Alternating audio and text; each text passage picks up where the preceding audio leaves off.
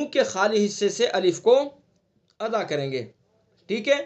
बा, दूसरा हर्फ बा।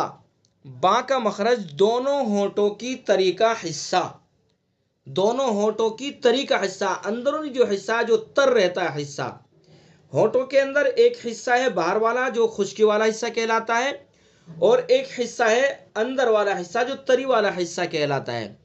तो बा को तरी वाले हिस्से से अदा करेंगे। ब, ब, अब, ब, हमजा बा जबर अब तरी वाले हिस्से से ब। ठीक है। तो बा का मखरज दोनों होठों की तरी का हिस्सा। ता, ता का मखरज जबान की नोक और सना उलिया की जड़। देखिए दांतों के नाम आ गए, दांत का नाम आ गया है। जबान की नोक और सना उलिया की जड़।